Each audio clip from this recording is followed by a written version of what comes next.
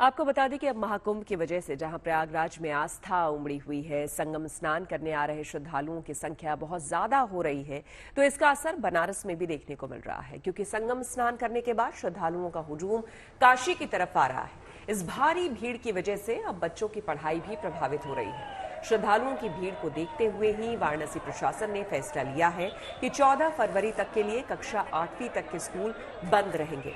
ये classes online mode में चलाई जाएंगे।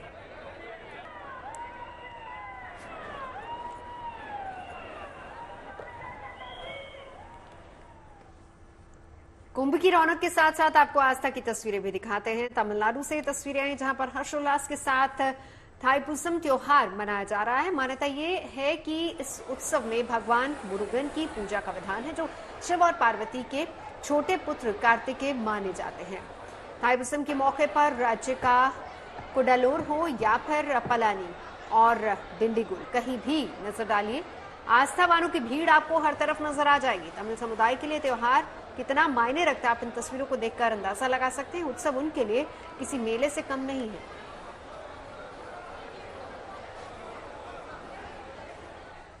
देखिए, जब भी हम ऑफिस के लिए घरों से निकलते हैं तो हर किसी का मोड ऑफ ट्रांसपोर्ट अलग अलग होता है ना। मैं कैब से आती हूँ, आप गाड़ी से आती हैं, आप भी ड्राइव करके आती हैं। आप कैसे आती हैं? मैं भी गाड़ी से आती हूँ। आप कैसे आती हैं? कैब से आती हूँ। कैब से आती हैं। लेकिन क्या हो कि अगर आपको कहा जाए कि आप प्लेन से जाएं, आना जाना करें तो? नहीं, वो हमारा तो प्लेन टेक ऑफ ही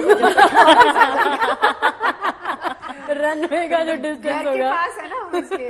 वैसे अगर आपको याद हो तो पिछले दिनों एक खबर ऐसी आई भी थी कि अब वो हेली सर्विस शुरू होगी दिल्ली से गुड़गांव तक का जो ट्रैफिक जाम है उससे थोड़ी सी राहत मिलेगी। मतलब वो लोग जो नोएडा से गुड़गांव जाते हैं उनके लिए थोड़ा इजी होगा। और अभी देखिए ऑटो शो भी जो अभी यहाँ पे नोएडा और दिल्ली में भी हुआ था, उसमें भी हमने देखा था फ्लाइंग कार्स की बात कही जा रही है। हालांकि अभी इनिशियली वो कहा जा रहा है कि एयरपोर्ट से कोई हॉस्पिटल के लिए एम्बुलेंस के तौर पर यूज होगा, लेकिन मुझे लगता है कि जाहिर सी बात है जो ट्रैफिक जोन है वहां पे बहुत मदद मिल जाएगी अगर ऐसा कुछ हो जाए तो। ये तो बात देखिए, स्टोरी इसी से रिलेटेड है कि मलेशिया की रहने वाली है रेचल कौर, भारतीय मूल की हैं। रोजाना 600 किलोमीटर फ्लाइट से ट्रैवल कर सुबह ऑफिस जाती हैं, रात को वापस आती हैं। रेचल कौर ने बताया कि ऐसा वो केवल अपने 2 बच्चों के लिए करती हैं। उन्होंने ये भी बताया कि ऐसा करने से उनको अपने बच्चों के साथ समय बिताने, उनकी पढ़ाई में भी थोड़ा सा वक्त भी मिल जाता है और मजा भी आता है। चलिए अब जान लेते हैं मौसम का हाल। कश्मीर घाटी में जहां बर्फबारी से पहाड़ निखर गए हैं, वहीं हिमाचल में भी एक बार फिर 2 दिनों तक मौसम खराब रहने का अलर्ट है। वहीं उत्तर भारत में गजब का मौसम है। वेस्टर्न डिस्टर्बेंस के चलते जहां गर्मी बढ़ने की आशंका है, तो वहीं 12 फरवरी से तेज हवा चलने के आसार जताए जा रहे हैं। कुल मिलाकर संभावना यही है कि दिल्ली समेत पूरे यूपी में न कड़ाके की ठंड होगी, न भीषण गर्मी। देखिए रिपोर्ट।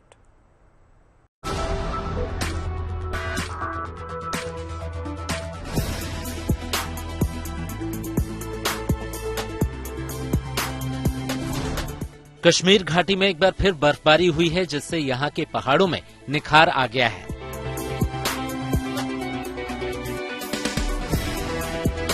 यही वजह है कि टूरिस्ट स्नोफॉल का जमकर लुत्फ उठाते देखे जा रहे हैं।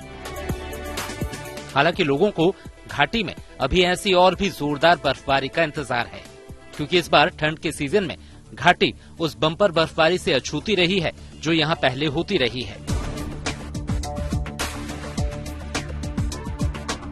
वहीं हिमाचल प्रदेश में एक बार फिर 2 दिनों तक मौसम खराब रहने का अलर्ट है। हिमाचल प्रदेश के ऊंचाई वाले इलाकों में 2 दिनों तक पश्चिमी विक्षोभ का असर देखने को मिल सकता है।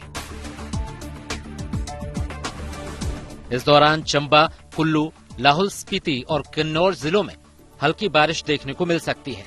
साथ ही शिमला के ऊंचाई वाले इलाकों में भी हल्की बारिश और बर्फबारी हो सकती है। हालांकि इसके बाद अगले 3 दिनों तक मौसम पूरी तरह शुष्क बना रहेगा। 14 और 15 फरवरी को लाहौल स्पीति, कांगड़ा और चंबा के ऊंचाई वाले क्षेत्रों में दूसरा पश्चिमी विक्षोभ सक्रिय होगा।